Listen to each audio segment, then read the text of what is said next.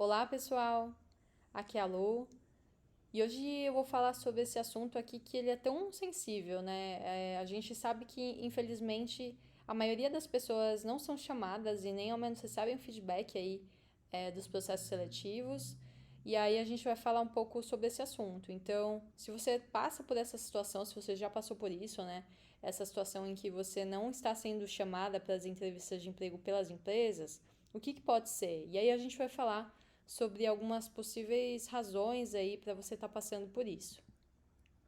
Bom, primeiro é importante dizer que no momento que a gente for falar sobre isso e fazer uma análise aqui bastante fria, né, bastante organizada, estruturada sobre por que você pode não estar sendo chamada para uma entrevista de emprego, é importante a gente pensar e refletir aqui de uma forma muito tranquila, porque de fato é muito frustrante quando você se candidata em um monte de vagas, né? Você fica aí se sentindo muitas vezes ansiosa, muita gente precisa do dinheiro, está numa situação realmente muito difícil. Então eu sei que é muito complicado estar nessa situação, né? A gente se sente muito abalada emocionalmente, a gente fica muito vulnerável.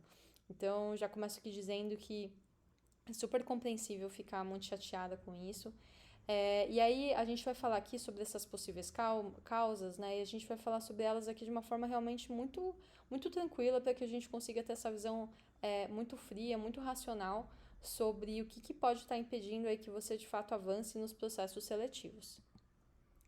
Bom, basicamente a ideia é falar aqui sobre 4 temas que podem estar por trás aí do motivo de você não ser chamada. A gente vai falar sobre currículo, sobre as informações ali do meio de contato, sobre o nosso contexto quando a gente fala sobre concorrência e a questão também aí de que muitas vezes um baixo volume de candidaturas pode ser algo aí que dificulta a sua recolocação profissional. Vamos começar falando então sobre o currículo, tá?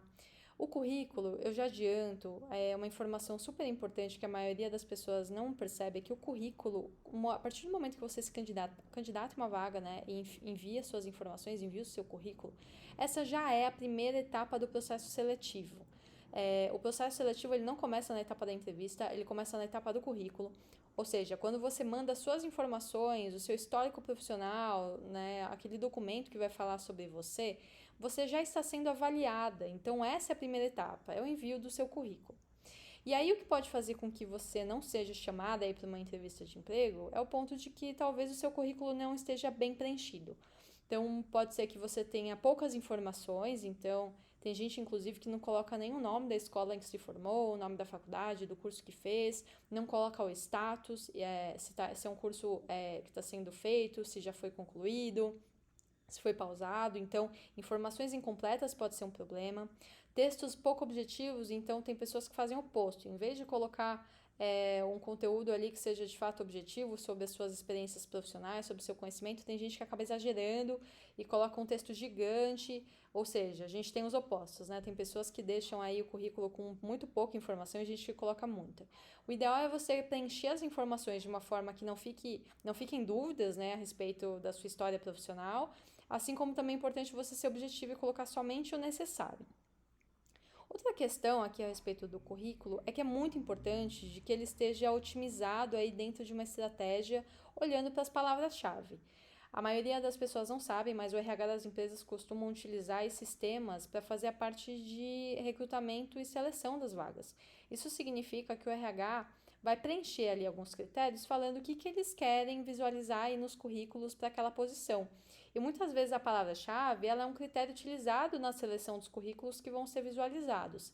Se você não sabe o que é isso, não sabe como fazer essa otimização, a gente tem vídeos aqui no canal que falam especificamente sobre essa questão do currículo, sobre como fazer uma otimização bem feita, sobre como preencher cada campo, então não deixem de olhar os conteúdos que a gente tem aqui.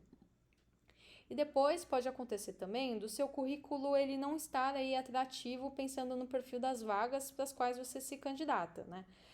Uma dica super importante que eu recomendo vocês, e eu já usei essa estratégia e funcionou muito bem, é que é muito importante você editar e ter versões diferentes do seu currículo para cada objetivo profissional. Então, vamos imaginar, por exemplo, que você quer ter um currículo ali para uma vaga de recepcionista, porque é uma posição que você gostaria de trabalhar, mas ao mesmo tempo você também tem a pretensão aí de talvez conseguir uma vaga como vendedora. O ideal é que você tenha dois currículos, um ali para o objetivo profissional, né, de ser uma recepcionista, e um outro currículo como vendedora. Porque aí você vai editar o seu currículo e você vai fazer com que cada currículo ele conte uma história específica para aquela vaga. Isso vai mostrar para o RH que você é a pessoa ideal. Muitas vezes o RH ele acaba descartando currículos que mostram que a pessoa ela tem muitas experiências ou que ela tem muitos conhecimentos ali, ela tem muitas informações que não tem relação com a vaga. Então é importante vocês se atentarem a esse ponto. Tem um vídeo aqui no canal que fala sobre como fazer diferentes versões de currículo e eu posso dizer para vocês que isso aumenta muito as chances de você conseguir um emprego. Se você tem seu currículo cadastrado em plataformas de carreira, né, sites, em que você não consegue ter várias opções, então a minha sugestão para vocês é que vocês escolham ali uma vaga, deem foco para um tipo de vaga e que vocês editem as informações na plataforma lá de emprego, no site, para ficar de acordo com a vaga que vocês estão mirando naquele momento. Se dali um tempo você mudar de ideia e quiser tentar outra posição, você pode fazer isso, tá? Mas eu realmente recomendo que vocês deem um foco para cada currículo de vocês e que vocês escolham ali qual posição que vocês querem ter como objetivo. Depois a gente vai falar aqui sobre as informações relacionadas ao meio de contato. Eu sei que pode parecer um ponto meio bobo, gente, mas às vezes é uma informação que você digita errada no seu currículo, uma letra, um número que não devia estar ali, e já faz com que as suas informações elas fiquem incorretas. E aí, muitas vezes, por isso, o RH vai tentar entrar em contato com vocês, eles não vão ter sucesso no contato porque a informação está errada.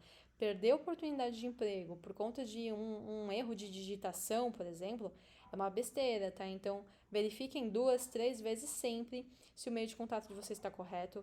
Não ignorem o e-mail. Hoje em dia tem muita vaga, tem muito processo seletivo aí que vai te dar um retorno pelo e-mail. Então, verifiquem o e-mail de vocês. Claro que pode chegar contato aí por WhatsApp, por outros canais, por telefone, ligação mesmo, mas é muito importante que vocês verifiquem se todas as informações de contato estão corretas. E aí, outro ponto é verificar se tem mensagens. Tem gente que não tem hábito de olhar o e-mail, olhem a caixa de spam de vocês, pode cair alguma coisa ali, mas o ponto é, quem está em busca de emprego precisa estar constantemente verificando os meios de contato para ver se não chegou nenhuma oportunidade ali, nenhum contato do RH, tá bom? Depois a gente vai falar aqui sobre um outro ponto que ele é super importante e a maioria das pessoas ignora. Isso daqui acaba mudando muito a nossa perspectiva sobre por que a gente não é chamado para uma entrevista de emprego, pessoal. É o seguinte, aqui nesse slide, né, eu trouxe essa questão da concorrência especificamente olhando para o contexto da vaga. Então vamos imaginar o seguinte, uma vaga de emprego, vamos imaginar que o RH vai lá, né, numa empresa, abre uma vaga de emprego. Essa vaga pode receber 100 candidaturas, 200, 400. Tem vaga que recebe mais de 1.000 candidaturas. É muita gente. E aí, o RH, né, eles não vão ler todos esses currículos. O que eles fazem? Eles utilizam aí sistemas online que vão criar um ranqueamento com os perfis mais aderentes para aquela oportunidade. Então, a gente normalmente tem um sistema de gestão, esse daqui é um exemplo, tá? É um print mais ou menos aí de como o RH da empresa utiliza o sistema. E normalmente no topo da lista de candidatos que se candidataram naquela vaga, vai aparecer a pessoa que tem maior aderência, ou seja, maior afinidade com aquela vaga. Porque essa é a forma do RH não precisar ler todos os currículos. Então o RH vai fazer isso. O RH vai apertar um botão ali e vai falar para o sistema ranquear as pessoas que têm maior relação com a oportunidade. E aí o fato é esse, eles vão olhar normalmente para quem está no topo aqui dessa lista. Então, se você tem um currículo que, em comparação com as outras pessoas, não tem aí muita relação com a oportunidade, é possível que o seu perfil esteja lá embaixo dessa lista e o seu currículo nem ao menos vai ser lido. Por isso que é tão importante ter um currículo estratégico. A gente tem aqui um módulo, né? É só navegar pelas playlists com uma série de aulas e conteúdos explicando como ter esse currículo estratégico que vai fazer com que você se destaque em comparação às outras pessoas. E como é que esse ranqueamento ele acontece, né? Você pode pensar, nossa, mas de onde que a ferramenta, o sistema que o RH utiliza, cria esse ranqueamento do nada? Na verdade, o próprio RH, na hora que cria uma vaga, eles configuram quais critérios vão ser avaliados por esse sistema online e que vai dizer quem são as pessoas mais ou menos aderentes. Então, são critérios como formação, as palavras-chave, como eu falei, que são super importantes para você aparecer nesse ranqueamento. Se aquela vaga tem testes, muitas vezes a nota da sua avaliação ela é calculada aqui dentro dessa nota, né, de afinidade, e entre outros. Tudo vai depender do RH, dependendo de cada vaga, o RH vai lá e configura os critérios que a ferramenta vai avaliar. Então é muito importante que você tenha em mente que quando você se candidata numa vaga e você não é chamada para uma entrevista de emprego, na maioria das vezes a gente tende erroneamente a pensar que o problema é a gente, né? Você fala assim, nossa, ninguém me chama, esse site é ruim, a plataforma não funciona, algo do tipo. Mas a gente ignora o fato de que você está concorrendo com 400, 200, 1000 pessoas para a mesma posição e que, dependendo de como o seu currículo está preenchido, você nem ao menos vai ser visto aqui dentro dessa lista, tá? Então, vamos sempre ter em mente de que conseguir uma oportunidade de uma entrevista de emprego é você conseguir ser melhor do que a concorrência. A gente não pode tirar do contexto o ponto de que as pessoas selecionadas para um contato aqui pelo RH são pessoas que estão possivelmente na frente de outras pessoas que se candidataram. Agora a gente vai falar um pouco aqui sobre a concorrência num contexto muito mais geral. Então aqui eu falei para vocês sobre como é importante se destacar em meio aos concorrentes, né, as outras pessoas que se candidataram naquela posição. E aqui eu falo um pouco da concorrência a nível de Brasil.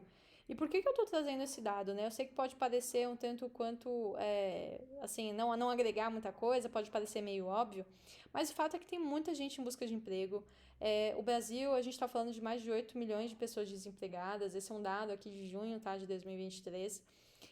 Então, a gente está olhando para um cenário em que a concorrência é alta. Então, como eu falei, não é um absurdo você chegar numa vaga que tem 1000 pessoas se candidatando. A gente está falando aqui de um cenário que tem muita gente em busca de emprego. E aí, gente, por que eu trouxe essas duas informações sobre concorrência, né? Concorrência na vaga, concorrência olhando a nível de Brasil?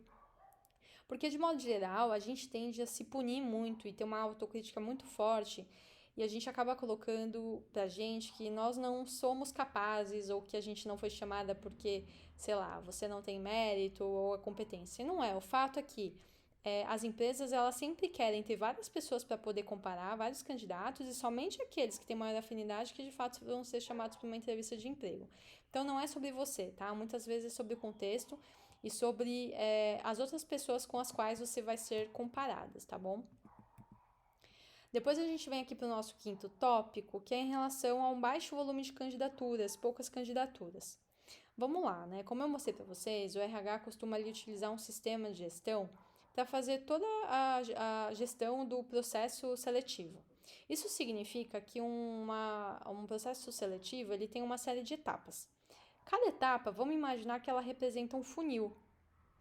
E a partir do momento que você se candidata, né, numa vaga, ou seja, você passa para participar de um processo seletivo, você entra num funil. Um funil com várias etapas. Por que é um funil? É um funil porque a cada etapa você tem menos pessoas passando. Então vamos imaginar, por exemplo, que uma vaga ali que foi aberta pela RH recebeu 1000 candidaturas. Apenas 20 currículos vão ser lidos e apenas 10 desses currículos são pessoas que vão ser chamadas para uma entrevista. Eu tô aqui falando para vocês uma imagem, né, de um funil, então eu tô falando que a cada etapa a gente tem menos pessoas participando dele. Por isso, é muito importante que você se candidate a um bom número de vagas, assim você aumenta as probabilidades de ser chamada para uma entrevista e avançar ao longo desse funil que eu comentei. Aqui eu trouxe um exemplo. Então a gente tem aqui a visão de um funil de candidaturas. Então, como eu falei, você vai começar ali no processo seletivo, numa etapa de candidatura em que você vai enviar o seu currículo. Vamos supor que você mandou 20 currículos em vagas diferentes, tudo bem? Desses currículos que você mandou, vamos supor que só 50% deles o RH visualizou. Vamos supor que apenas em metade deles você ficou naquele topo do ranking que eu mostrei para vocês no slide anterior. E aí o seu currículo foi visualizado apenas por 10 empresas. Na hora que o RH for ler o seu currículo, eles vão ver os critérios que eu comentei, eles vão ver a sua formação, se é um perfil aderente com a vaga, se tem outras pessoas melhores. Nessa comparação, o RH só vai chamar ali, por exemplo, as pessoas que estão no topo. Então, aqui nessa tela que tem esse exemplo aqui, vamos supor que se o seu currículo foi visualizado por 10 empresas, vamos supor que apenas 2 chamem você para uma entrevista e entrem em contato, tá? Então, a gente teve aqui 20% de uma etapa para outra. Depois desses 2 contatos, vamos supor que você recebeu o contato, você conseguiu combinar ali com eles e no final você avançou para uma etapa de entrevista. E dessa entrevista você foi contratada por uma empresa, que é o que a gente quer e deseja para todas as mulheres aqui. Então, veja que a gente tem etapas, então, ao longo desse funil, e a gente tem esse número que vai caindo, e ele naturalmente vai caindo, tá? Não é uma coisa assim que a gente precisa se preocupar, é natural. As empresas, elas querem altos volumes de candidatura porque elas querem ter opção, elas querem escolher a melhor pessoa para aquela vaga. Então, sempre a gente tem muitas vagas com muitas candidaturas, e no final, muitas vezes, é para uma, duas contratações. Isso é natural, tá? Sem entrar aqui no mérito de discutir se, em relação à empresa se o que é certo ou o que é errado, é isso aqui que na prática acaba acontecendo com a gente. Então é muito importante, não se candidate em 2, 3, 5 vagas e depois estranhe que você não está sendo chamada para uma entrevista. A gente naturalmente está sujeito a essas quebras aqui ao longo do funil, quando a gente pensa no funil de processo seletivo, tudo bem? Então tenham isso em mente. E aí, pra gente fechar aqui, tá bom? Eu mostrei todas essas informações, falei para vocês sobre concorrência, sobre currículo, sobre um monte de coisas, sobre funil, né, de candidaturas. Tudo isso para que vocês tenham perspectiva e entendam que tem um monte de coisas que podem justificar o fato de você não ser chamada para uma entrevista de emprego. Mas é importante reforçar, então, que não é sobre você, não é porque você não merece, não é porque você não tem competência. A gente está aqui num país com um monte de gente em busca de emprego, um monte de gente que está sendo comparado com outras pessoas, porque ser chamado para uma entrevista, ser contratado, significa que você foi melhor do que outros candidatos. E é isso que a gente busca no final das contas. Os conteúdos nesse canal são justamente para te ajudar nessa missão. E aí o que eu tenho para dizer para vocês é o seguinte: eu já estive nessa posição de buscar muito por emprego e demorar muito para conseguir, e eu conheço mais um monte de gente também que passa por isso. Então, o meu recado aqui final é assim: ficar triste de vez em quando é normal, tá? Mas não deixe que isso paralise vocês. Então, esse conteúdo todo, essa aula toda, eu acho que ela é muito importante para vocês verem que é muito importante a gente ter em mente as questões práticas, tá? Então, assim, não fui chamada, não é porque eu não mereço, não é porque você não é uma profissional excelente, é porque muitas vezes o seu currículo ele está menos atrativo do que outras pessoas, é porque encontraram uma pessoa que tem um perfil muito mais alinhado com a vaga, é porque você não está se candidatando em muitas vagas e você não tinha aquela visão do funil, é porque às vezes tem um erro de digitação no seu meio de contato e não estão conseguindo falar com você. Então, assim, tem muitas coisas. E para você conseguir mudar esse cenário e ser chamada para uma entrevista, você precisa muitas vezes olhar para todas essas estratégias ao mesmo tempo. Então é o que eu digo, ficar triste de vez em quando faz parte, a gente precisa também aceitar as nossas emoções e os nossos momentos. Não é todo dia que a gente tá bem, não é todo dia que a gente vai tá animada aí pra enfrentar um monte de desafios, né? Então ficar triste faz parte do jogo, mas o meu recado aqui é não deixem isso paralisar vocês. Ficar triste um dia, às vezes uma semaninha, tudo bem. Mas passando esse momento, vamos para cima, vamos olhar aqui sobre tudo que pode ser feito para você realmente se tornar um perfil aí bastante atrativo para as empresas. E é isso, hoje o papo é esse, eu sei que é um assunto chato, né, muito ruim, assim, essa sensação de se dedicar tanto aí nas candidaturas e não ser chamada, mas é isso, fica só o recadinho final aqui para vocês acessarem o site determinadas.com.br, lá a gente tem mais um monte de conteúdo legal, tem modelo de currículo para quem ainda não tem o nosso canal no Instagram, deixa o seu like, se inscreva aqui no canal, é super importante que vocês se inscrevam aqui para realmente fortalecer o que a gente está construindo. A ideia é ajudar aí, tem um monte de mulher que realmente quer evoluir na carreira. E é isso, pessoal, até a próxima.